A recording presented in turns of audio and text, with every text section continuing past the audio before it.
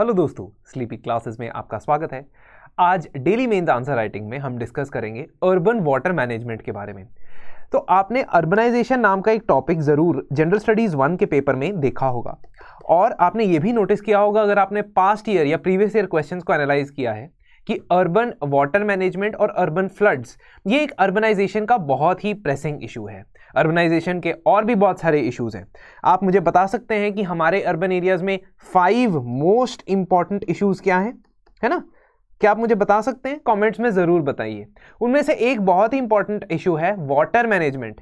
अब water starting from जो आपका रेन वाटर है उसको किस तरीके से इस्तेमाल करना है, यूटिलाइज करना है, आपका जो ड्रिंकिंग वाटर का सप्लाई है उसको कैसे मैनेज करना है, आपका जो वेस्ट वाटर है उसकी सेग्रीगेशन कैसे करनी है, उसकी अलग अलग स्ट्रीम्स को कैसे मैनेज करना है, एंड फाइनली जो आपका सरफेस रन ऑफ है, ड्रेनेज है, उसको कैसे मैनेज करना है। और इसी के चलते अर्बन इंफ्रास्ट्रक्चर एक बहुत ही इंपॉर्टेंट एलिमेंट बन जाता है हमारे अर्बनाइजेशन के टॉपिक का। और भी बहुत सारे इश्यूज हैं जो मैंने आपसे पूछा है, 5 most important issues of urban areas in India. एक बारी 1 मिनट थोड़ा शांति से सोचे और कमेंट सेक्शन में जरूर लिखें। अब क्वेश्चन पूछा गया है आपसे, towns that are resilient, liveable, productive and sustainable are based on the foundation of sound urban water management. Comment. Now this is a 150 words question, but मैंने यहां पे कुछ 2-3 एक्स्ट्रा बातें भी डिस्कस की है सो दैट उनमें से आप कुछ चीजों को जरूर अपने आंसर के अंदर इंक्लूड करें। इस क्वेश्चन का या इस आंसर का फ्लो कैसा होना चाहिए? देखो, आपसे कमेंट करने के लिए कहा गया है और आपको एक स्टेटमेंट दी गई है। उस स्टेटमेंट को अगर आपने जस्टिफाई करना है तो आप बातचीत से तो जस्टिफाई कर सकते हो, आर्ग्यूमेंट से तो जस्टिफाई कर सकते हो, लेकिन अगर उन आर्ग्यूमेंट्स में एग्जाम्पल्स नहीं होंगे, कुछ केस स्टडी नहीं होगी, कुछ रियल लाइफ इंसिडेंट्स नहीं होंगे, तो आपका answer as compare to someone who is given the examples will be weaker, काफी कमजोर हो जाएगा आपका आंसर। तो आपको बिलो एवरेज नंबर मिलने के ज्यादा चांसेस हैं, जस्ट एवरेज नंबर मिलने के भी कम चांसेस हैं, और अबव एवरेज तो आपको आंसर नहीं मिलने वाले। मतलब अगर ये 10 मार्क्स का क्वेश्चन है तो 6, 6.5, 7 नंबर आपको नहीं मिलेंगे if you are just going to give arguments for urban water management. अब क्या बात हो रही है यहां पे? मेन इशू यहां पे है अर्बन वाटर मैनेजमेंट का और अर्बन एरियाज का, यानी टाउन्स का। तो कैसे हम इस आंसर को इंट्रोड्यूस करेंगे? हम अर्बन वाटर मैनेजमेंट की डेफिनेशन देंगे। Urban water management includes management of all water that occurs in the urban environment. And कौन से वाटर उसके अंदर है? नेचुरल सरफेस वाटर, यानी कि उस एरिया में अगर कोई लेक्स है, वेटलैंड्स है, रिवर्स फ्लो करती हैं उनका। ग्राउंड वाटर, यानी कि अंडरग्राउंड वाटर का जो मैनेजमेंट है वो। Water provided for portable use, यानी कि drinking water, sewage and other waste waters, storm water etcetera.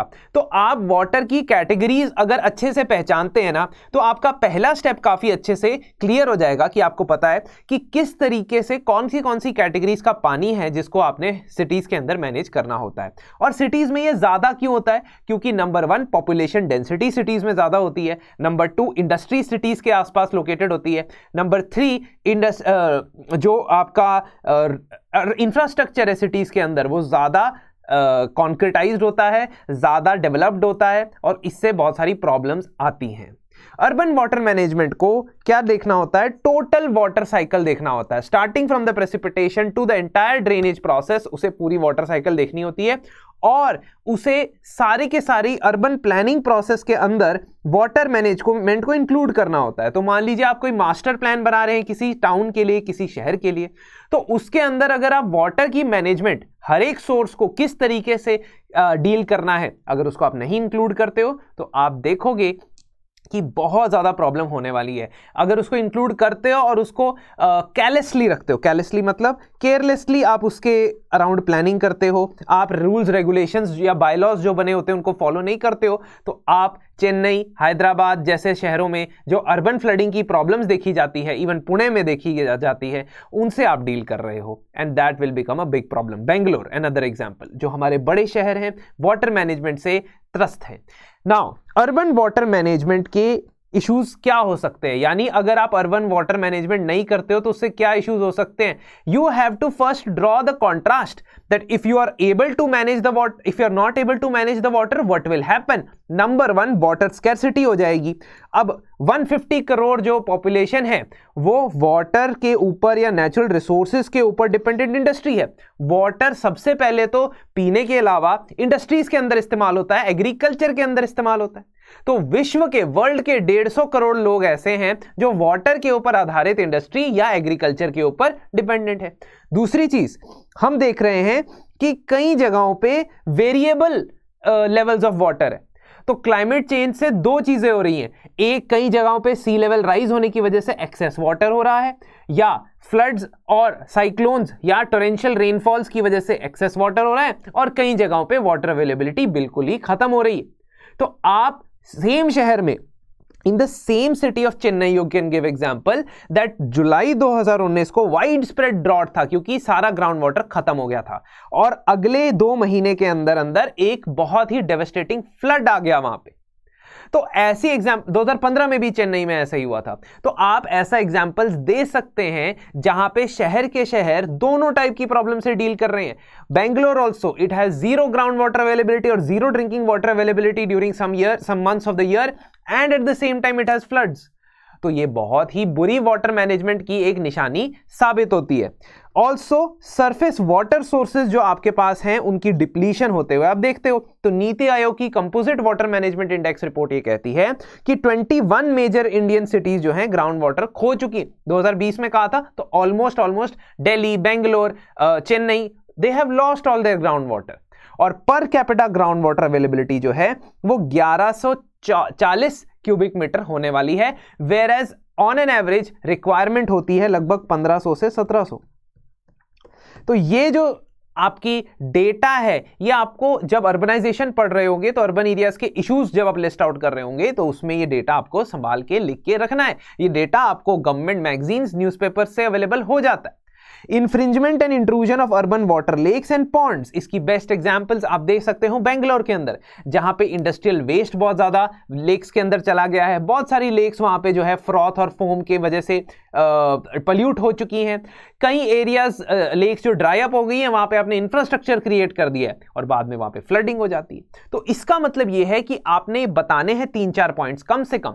यहां थोड़ा मैंने एक्सपैंड करके लिखा है, आंसर में आप एक लाइन में लिखोगे कि कैसे अर्बन वाटर मैनेजमेंट के बिना शहर जो है वो इंडिया की एग्जांपल्स देते हुए खराब होते जा रहे हैं। आप इंटरनेशनल एग्जांपल्स भी दे सकते हो, आप कैलिफोर्निया के कुछ शहरों की भी एग्जांपल दे सकते हो, बट क्योंकि हमें वहां के अर्बन वाटर मैनेजमेंट के बारे में शायद डिटेल में ना पता हो तो हम शायद वो एग्जांपल ना दे तो भी चल जाएगा।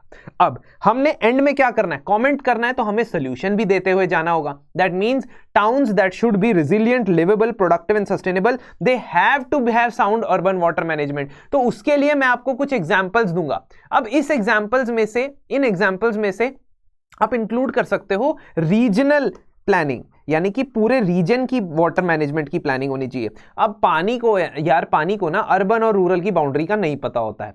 वो अर्बन एरियाज के थ्रू भी फ्लो कर सकता है और रूरल एरियाज के थ्रू भी फ्लो कर सकता है। तो सबसे पहले तो आप अगर वाटरशेड मैनेजमेंट अप्रोच लेके चलोगे तो उसके अंदर अर्बन एरियाज भी आ सकते हैं और रूरल एरियाज भी आ सकते हैं। तो इसीलिए कहना यह जरूरी होगा कि आप ट्रेडिशनल नॉलेज का इस्तेमाल करें। Traditional knowledge in the sense कि आप ड्रिंकिंग वाटर और ग्राउंड वाटर के रिचार्ज के लिए और फ्लड के कंट्रोल के लिए जो हमारी ट्रेडिशनल प्रैक्टिसेस चलती थी उनको अर्बन एरियाज में भी एनकरेज करें। फॉर एग्जांपल हम बात कर सकते हैं रेनफॉल रिच मेघालय रीजन की, जहां पे पानी को ड्रिप इरिगेशन के थ्रू या network of bamboo drip irrigation के थ्रू एग्रीकल्चर के अंदर इस्तेमाल किया जाता है। वैसे ही क्या हम रेन वाटर के लिए ऐसे नेटवर्क्स बना सकते हैं, या हम वर्टिकल फार्मिंग का इस्तेमाल कर रहे हैं। हम बहुत शहरों में देख रहे हैं वर्टिकल फार्मिंग का इस्तेमाल हो रहा है, प्लांटेशंस लगाए जा रहे हैं वर्टिकल, क्योंकि बहुत सारी हाई राइज बिल्डिंग्स है। तो उनमें इरिगेशन का पानी या वाटर का पानी आप कैसे, रेन वाटर का पानी आप कैसे पहुंचाते हैं। सेकेंड, नेचर बेस्ड सोल्यूशन बहुत ज्यादा है। NBS ये कीवर्ड है बिकॉज नेचर बेस्ड सॉल्यूशंस के पीछे आपकी इंटरनेशनल ऑर्गेनाइजेशंस भी बहुत एफर्ट्स लगा रही हैं।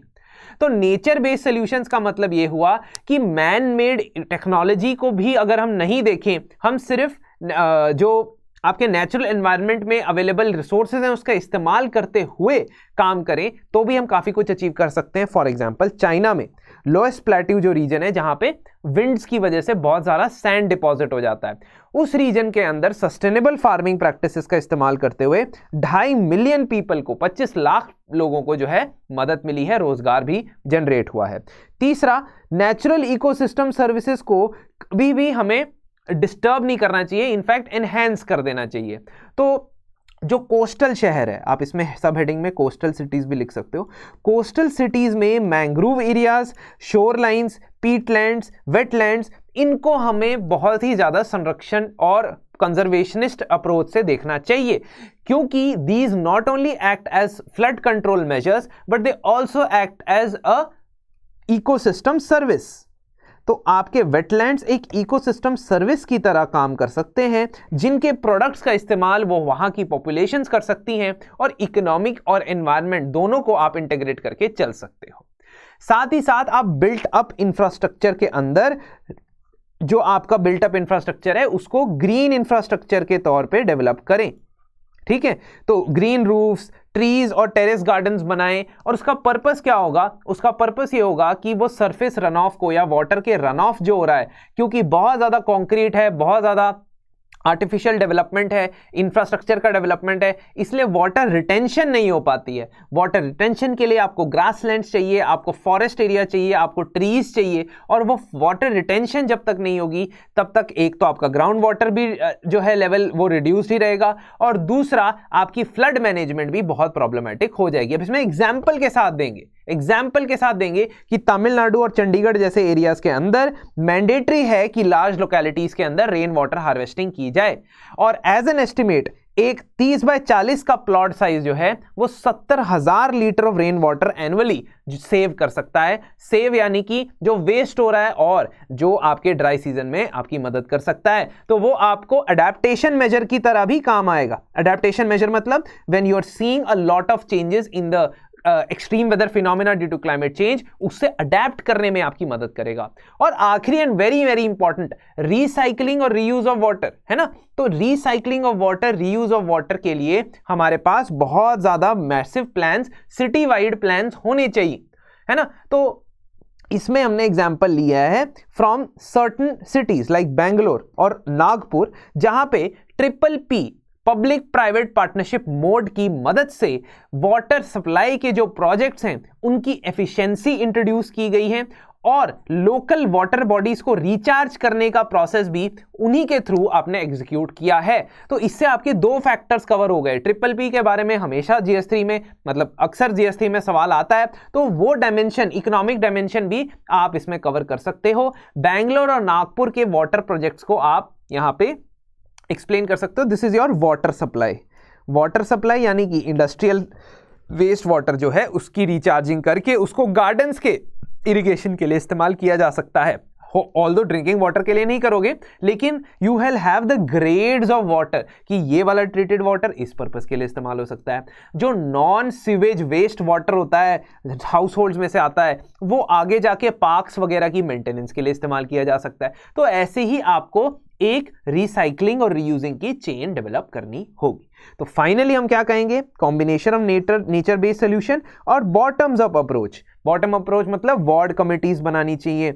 वार्ड कमिटीज जो हैं वो अपने वार्ड से रिलेटेड वाटर इश्यूज को हाईलाइट करें, और फिर सेंट्रल यानी कि जो डिस्ट्रिक्ट प्लानिंग कमेटी है या मेट्रोपॉलिटन प्लानिंग कमेटी है, इसको भी इंक्लूड करो, पॉलिटी के डायमेंशन को भी इंक्लूड करो, है ना। तो आपने पॉलिटी का डायमेंशन इंक्लूड किया है एक आंसर में, इकोनॉमी का डायमेंशन इंक्लूड किया है, एनवायरमेंट का डायमेंशन और ज्योग्राफी का dimension. So you understand that this is a question that can show how diverse your study has been. जरूरी नहीं है GS1 का पेपर है तो मैंने सिर्फ ज्योग्राफी लिखना है। मैंने ज्योग्राफिकल बात कर ली है पहले, तो मैं बात कर सकता हूं कि वार्ड कमिटीज के थ्रू आप डिस्ट्रिक्ट प्लानिंग कमिटीज को बताएं कि वाटर यूजेज का प्लान एक बनाया करें और हर रेगुलर इंटरवल पे उसको मॉनिटर किया करें।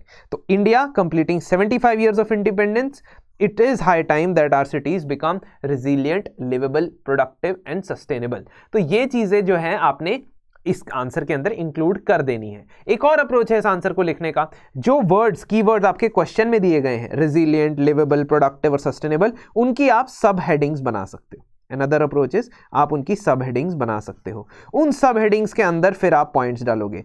जैसे रिजिलियंट मतलब resilient against disaster, resilient against floods, ये चीजें लिख सकते हो। लिवेबल मतलब कि वाटर की सप्लाई होनी चाहिए, क्लीन वाटर की सप्लाई होनी चाहिए, है ना, ताकि हेल्थ इश्यूज भी आपको ना आए, और आपके जो अर्बन एरियाज में ड्रेनेज की इश्यूज होते हैं वो भी ना आए। प्रोडक्टिव मतलब कि कैसे पानी का इस्तेमाल करते हुए आप अलग अलग चीजों की प्रोडक्टिविटी बढ़ा सकते हो, है ना, कि पानी को रीयूज करें, रिसाइकल करें। तो आप इस तरीके से भी अगर आंसर बनाना चाहते हो बना सकते हो। There is no one best way of writing any answer, but मैं आपको यही सजेस्ट करूंगा कि इसमें आप 2 पार्ट अप्रोच में चलेंगे, क्योंकि 150 वर्ड्स का ये आंसर है। एनीवेज, अगर आपको ये आंसर पसंद आया और अगर आपको लगता है कि इसमें आपको और पॉइंट जोड़ने चाहिए तो जोड़िए, आंसर लिखिए। हमारा तो पर्पस ही यही है, हम आते ही आपसे मिलने इसलिए है ताकि आप आंसर राइटिंग के इनिशिएटिव को शुरू तो करें, लिखना तो स्टार्ट करें। So never ever procrastinate answer writing, बाद में आपको बहुत प्रॉब्लम आने वाली है। नेक्स्ट टाइम तक के लिए थैंक यू, और आपसे फिर मुलाकात होगी।